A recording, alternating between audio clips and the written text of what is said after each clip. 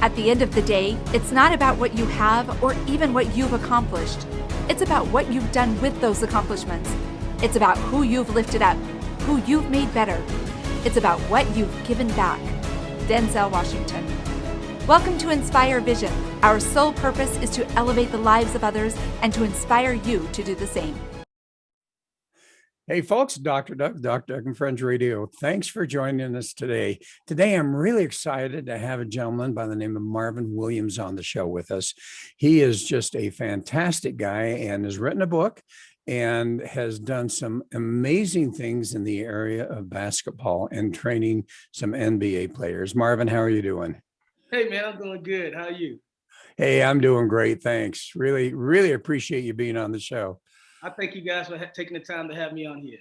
I really Well, appreciate it. you've written an amazing book, but you have got an amazing story to tell the people that has made all the difference for you, for your son, and for others with whom you had influence. Would you mind sharing with the audience your story? Sure. I was born in Brooklyn, New York in 1964. My dad had 19 kids total. I was one of 8. My mom and dad lived together for 41 years. They was never married. They both was, in my opinion, dysfunctional alcoholics, abusive. So I come from a background where they fought all the time and things like that. And so I learned to play basketball while I was in New York. And a friend of mine taught me how to play basketball, and I fell in love with the game of basketball. And so I started spending my time away from home, from the fights and all that stuff, to playing basketball. I lived in New York till I was about 13, and then my folks moved us to a little town called Wallace, North Carolina. And back in the 60s and 70s, there was still racial tension going on in the South, which I was unaware of as a kid. And so we moved to North Carolina because my grandfather was sick, and he eventually, unfortunately, passed away. And so we ended up staying with my grandmother, who already had a whole bunch of people living in her house.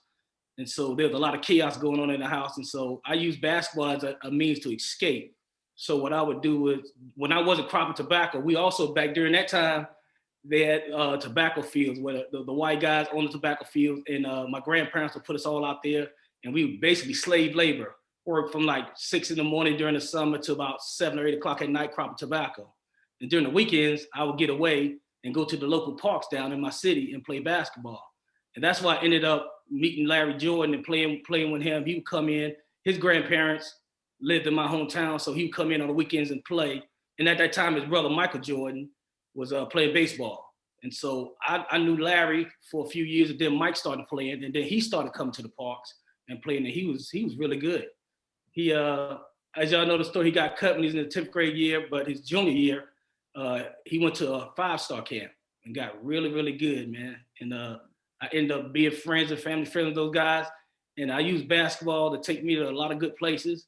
I ended up playing pretty good, being a good player in high school. My coach, he knew my background, so he told me, hey, basically, man, you can still go to college and get away from all this stuff. But I didn't want to go to college, so I ended up joining the military because a friend of mine told me you can get paid to play basketball in the military. So I joined the military. I joined the United States Navy, which I'm very proud of.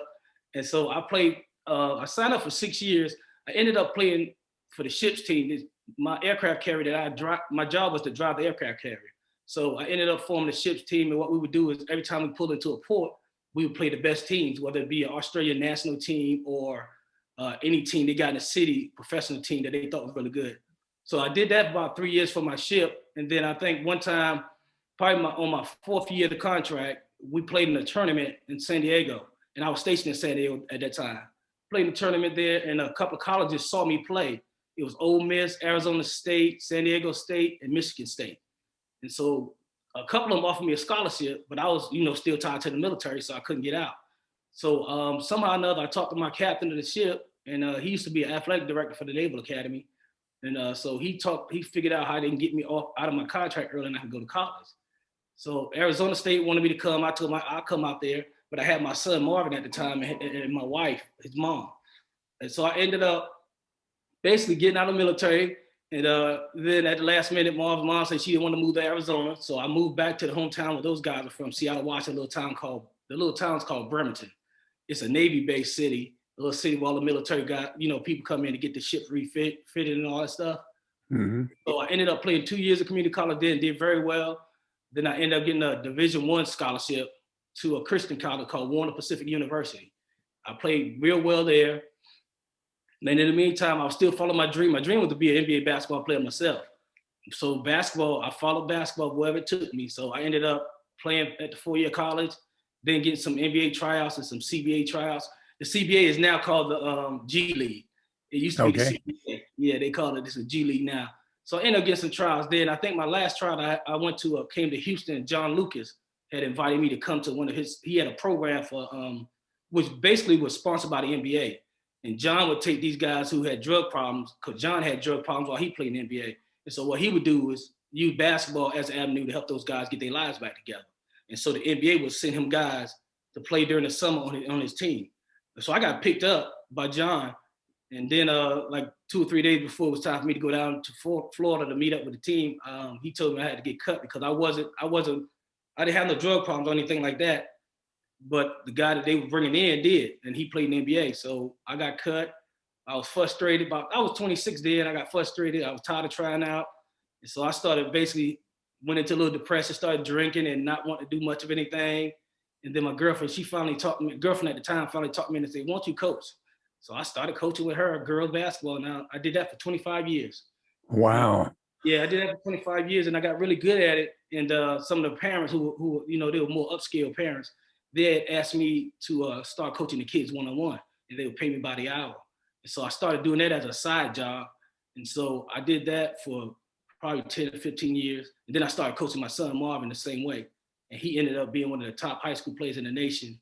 And then he went on to go to Carolina and play and win a national championship in 2005. And then he was the number 2 player picked in the NBA draft.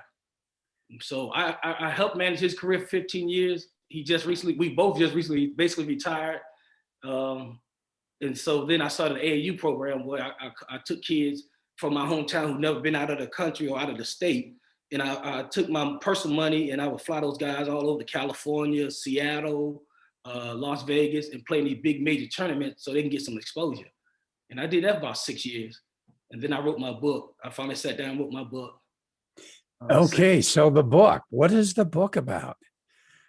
The book is about my life, how I progressed from a life where my parents were struggling with alcohol. They was abusive, meaning when I say abusive, I mean they would get in fights sometimes, and then the kids, I would step in and get hurt. Instead of them getting hurt, I would end up hurt, or my brother or sister would get hurt. So I just used basketball as a way of getting away from all that.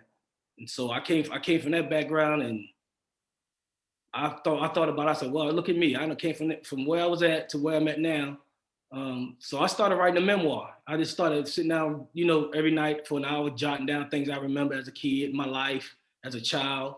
And then I basically took the journey from New York to where I'm at now in the book. Well, and I imagine you learned a lot of lessons along the way. Yeah. And I know that you shared those in the book. What are some of those lessons that you learned that you feel can make such an impact on those that are listening today, either for themselves or perhaps for a family member?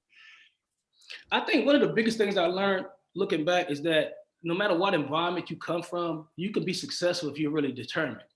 I think if you have a passion, whether it be music, be teaching, or whatever it is, you should follow that passion and see where it takes you. For me, my passion was basketball, and I followed it wherever it took me, and it took me to a lot of great places. Well, and I think there's a lot of kids out there that are really, and young adults that are really experiencing, as you say, that dysfunctional situation. They just see barriers that perhaps are so big that they kind of have lost hope about being able to move into a life that is good for them. And what would you say to those young people? How would you advise them, and what would you say to them to help them to, number one, be able to actually face those barriers, and number two, start to overcome them and not lose hope? Yeah. I think the main thing with that is you're gonna have struggles in your life. Some may be bigger than others. Some may be smaller than others. I think overall, you take those in stride, because that's going to build your character and make you the person that you are in the long run. And I think sometimes when people go through struggles in their life, they're so busy looking at the here and now, they're not thinking about down the road. Because that tough time may be building you to be stronger for something bigger in your life. And you have to see it from that perspective. One of the favorite books I read was Think and Grow Rich. Mm-hmm. And I remember reading, my favorite part was when this gentleman, he had bought some land and he was trying to dig for gold. And he was 3 feet from it. He had kept digging, and couldn't find no gold. So he finally gave up and sold the land to a man, right? And then that man came in, brought some people in, and 3 feet from where that guy stopped digging at, they started digging and found gold. So just when you think you can't make it, you just got to keep pushing through and believe in yourself and believe in God. Because I mean, a lot of the stuff that we do, some people don't like to talk about Christianity or religion, but I do, because I think it's a big part of your life. I think you got to have something higher than yourself to believe in, for one thing. And once you believe in that and know and trust yourself and believe in yourself, you can achieve anything. I mean, the obstacles, every problem got a solution. My college coach taught me that. He said, Marv, every problem got a solution. You just got to sit down and think about what that solution is.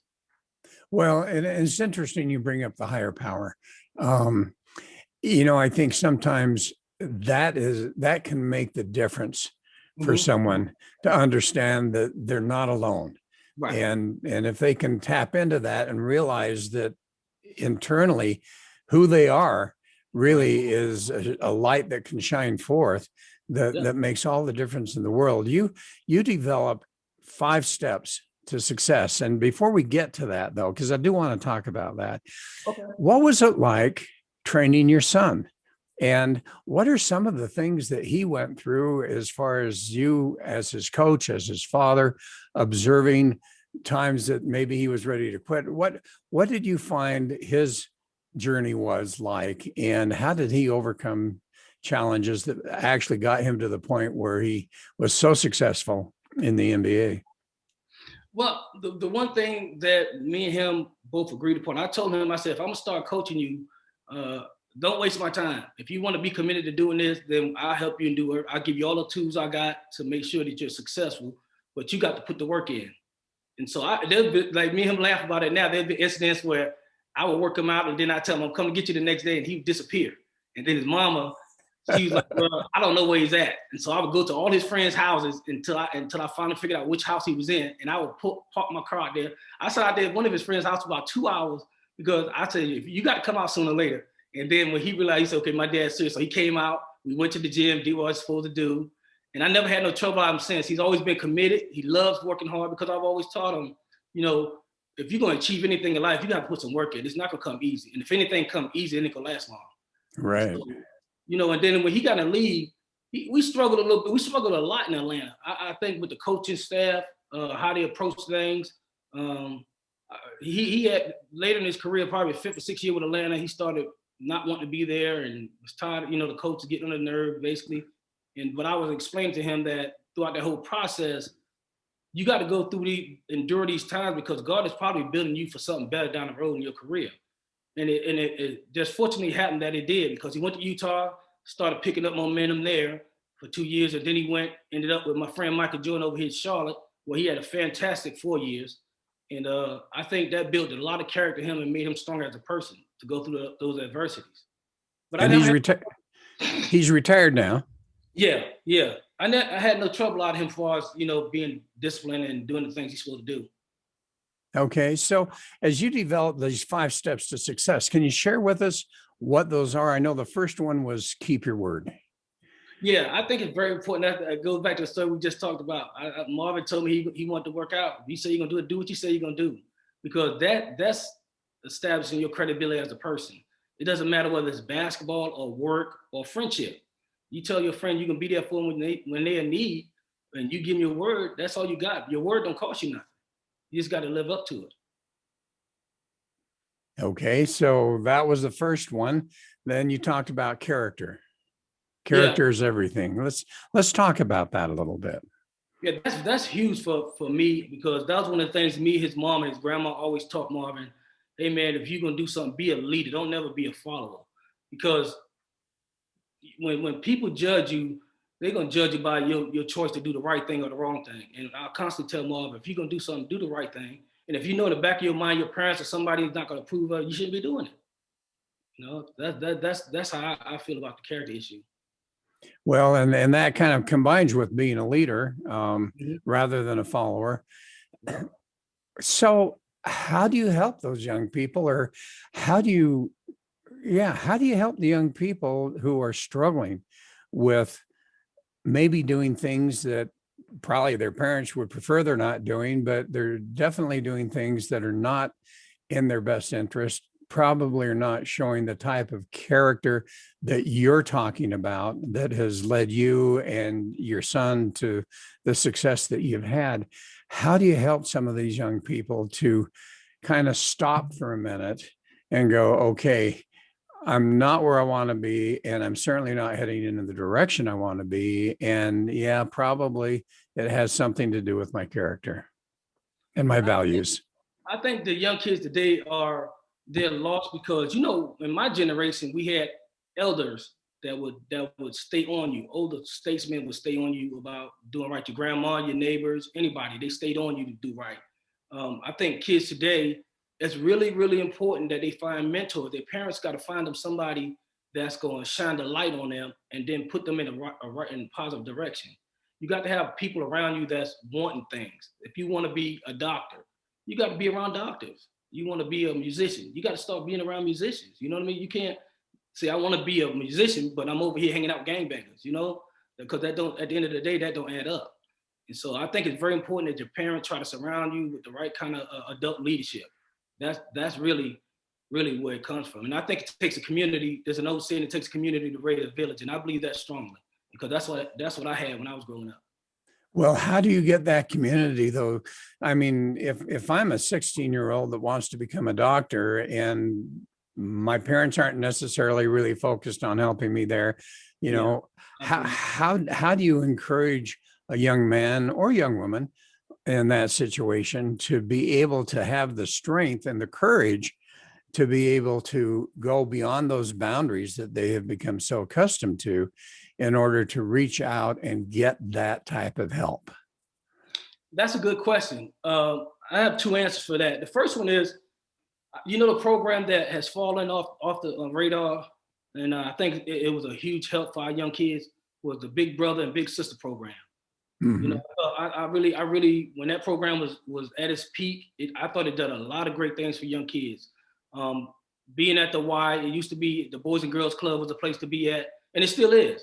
I think being in those kind of environments will get your kid in the right direction. And I also think that if you want to be a doctor, you need to find a way to get around doctors and talk to them and say, hey, I want to be a doctor. What would your advice be? Teach your kids to communicate, teach them how to ask those kind of questions. A lot of the stuff, my parents never was involved in basketball. All my life that I played basketball, my parents never seen me play once. As good as I was as a basketball player, they never cared about that.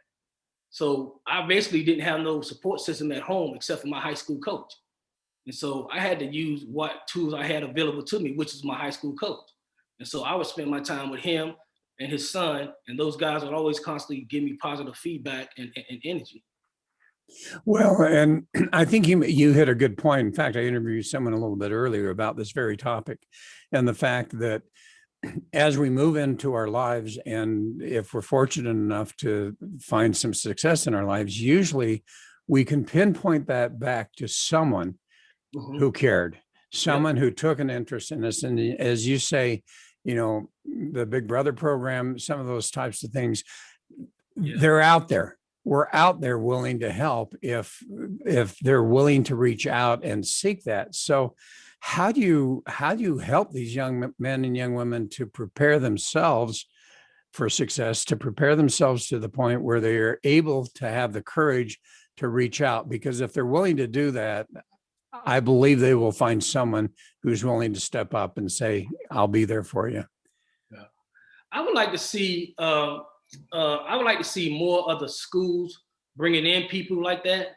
So where basically, rather than the kids sitting in the classroom 6 hours a day, 7 hours a day, you bring in guest speakers, and you have them meet. We used to do that in school. Have them meet they'll come in the auditorium or the gym, and listen to these people come in and give speeches and tell you about their careers, their lives, and things like that, and reach out to these kids a little bit more. I think we kind of gotten away from all those things, and I think that's why our kids are sort of lost now. Unfortunately, school is one of those places. High school or middle school is one of those places where a lot of kids get relief. They go to those schools, so that's probably a safe place for them, a peaceful place for them. And so we need to try to do more things like bring in guest speakers to these schools and let people know it's okay to have a dream. It's okay to want to pursue your dream. It's okay to not be like everybody else. But I think right now everybody's so caught up in thinking they have to be like everybody else to fit in, and it's not really that important. So it's really going to take some people to say, you know what, I'm going to actually take responsibility to start getting some of these people in to talk at school, and how can we really focus on helping those people? Now, your book, Secondary Break, an NBA dad's story. Secondary break, what's that all about? Well, I'm a big Carolina fan, and I coach basketball too. So anything that I did, even when Marvin was coaching, I used to make, when he was a little kid, I used to make him watch. Dean Smith had put together this videotape of how Carolina runs their basketball program, how they train their players. And so I used to make Marvin watch that over and over and over again until he got all those aspects down. When Marvin went to Carolina, Roy Williams ran the offense called secondary break.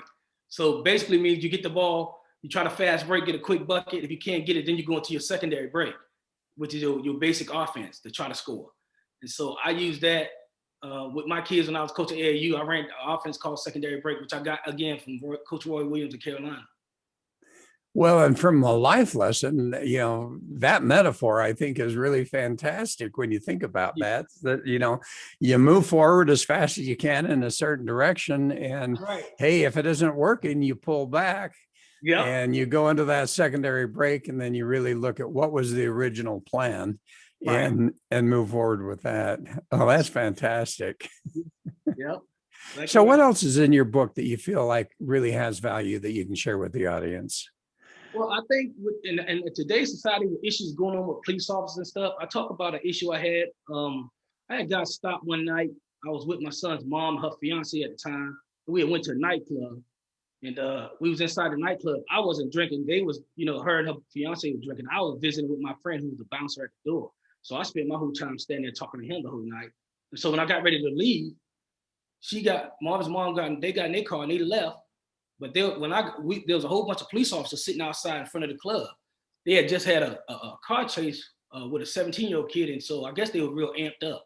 And so when I pulled off, they pulled me over and thought I was drunk. And so I told them I wasn't drunk, and I let them, I told them you could give me a breathalyzer. And so the officers started being aggressive with me and reached them and turned the car off. I got upset, so I got out the car. And then I tried to run away from her and call Marvin's mom because she only lived right down the street. So I figured she was home by then, and try to get her to come up and give me some help. They snatched me out. The phone booth, basically beat me up. I woke up, I was in the hospital. Then they charged me with assaulting a police officer and things like that. And so when I got ready to go to court, they offered me a deal. They said, we're going to give you 7 years of prison. You can't vote no more. You can't carry a firearm. And so I was like, no, I'm not doing that because I know I didn't do anything wrong. And then, so I went to trial.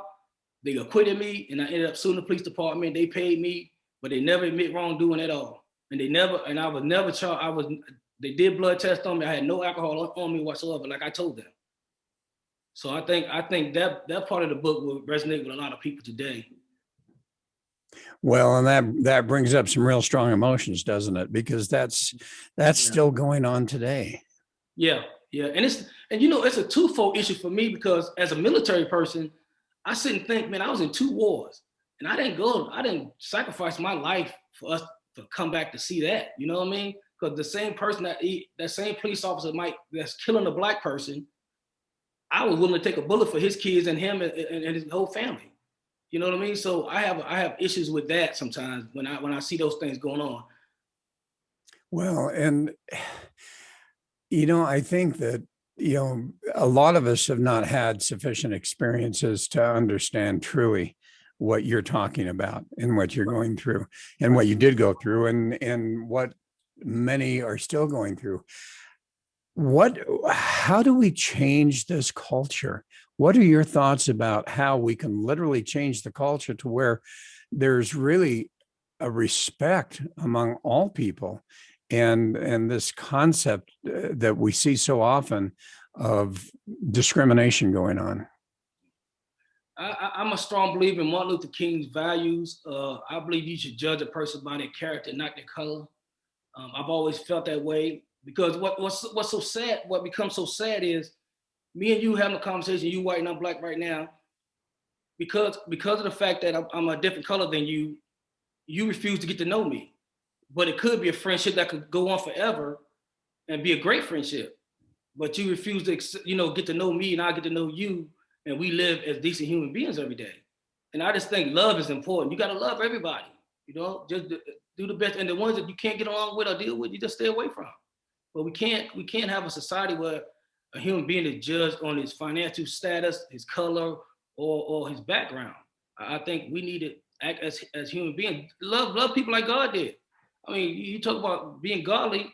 I mean, they didn't even want to be bothered when God went into help the people with leprosy. Everybody else wanted to stay away, but God, what did God do? He said, I'm not going to judge you because you got leprosy. I'm going to go in there and I'm going to try to do what I can to help and heal you. And that's how we got to approach the world today. And then until we learn to do that, I think we're going to have trouble. And how do we learn to do that? One day at a time. One day at a time. Yeah. You know what you really got to do? People got to check themselves. If you feel a certain way when you meet an individual because you're a different color than maybe there's something you need to check with yourself, that maybe I was wrong. I need to check myself and change my approach to that. Because that could be a great human being. Oh yeah. And it's unfortunate. I look at it from the standpoint of why would anyone even worry about color? It just doesn't make sense. And yet it does. Believe me, I know people, and it just seems to be there. And I think you have a good point of, it starts with the one. It starts with us. And I think in some senses, as we're seeing on the streets right now, there's a reverse going on also. And so you have this happening of just this, this anger that's going on and the diversity that is happening. And rather than just learning to really care about and love each other for who we are, and for the beings that we are, rather than anything else, it's not easy. You know what's interesting though? You sit down, if you go to, like, I got granddaughters, so, and then I got some nieces that I take care of. If you sit down and take those kids to a park and just sit and watch them interact with other people, they don't care nothing about your color. They don't care nothing about who you are. If they want to be friends, they just want to be friends. You know what I mean? And so I think all of that generational stuff comes from what we teach our kids at home. Some people teach their kids, color doesn't matter. There's some people teach their kids color does matter. You know what I mean? But if you watch kids interact and just take a moment and sit and watch kids in the park and watch how they play with each other and don't care about what color you are, they just happy. We as an adult should take a lesson from that. It kind of goes back to that saying, be as little children. Yes. Yep. For as such is the kingdom. That's right. And, and I think many times we can learn so much from children if we would just be willing to do that. That's exactly right. I've learned so much with my son. I tell him all the time, he laughs at me. I say, man, I learned so much from you, even though I'm your dad. I've learned so much from you as my son. I became a better parent because of the things I learned from you. Well, and that makes all the difference in the world. Well, Marvin, what other messages would you like to share with the audience today? I want the book to inspire people. I want them to take a look at it and say, hey man, this guy came from all this and he still made it. Why can't I? I want to do the same thing he's done. And don't let barriers, no matter what they are, be the reasons you don't. We all gonna have struggles in our life. Just find a way to get around those struggles and keep moving forward. And how do people find your book? It's on Amazon.com, BarnesandNoble.com, even Walmart.com, and then iTunes and Apple Play. Okay, and the name is Secondary Break, an NBA Dad's Story. Yes. Yeah. Marvin, this has been a fascinating conversation, and I really appreciate you coming on the show and sharing your thoughts, because you've shared some sensitive issues, and I really appreciate you being willing to do that. Thank you so much for your time. Yeah, and you know what, it is time to just become friends. Exactly. That's it. Life will be, we have a great life. Wake up smiling and happy every day. That's what you want. Yeah, amen to that. Well, thanks for being on the show, Marvin. Thank you so much. I really appreciate it. Thank you. And folks, thanks for listening today. Hope you enjoyed it, and hope it's making some dents in our personalities and our thought process to where we can always start moving in a direction where we really start making a difference in other people's lives. Thanks so much, and we look forward to having you join us again.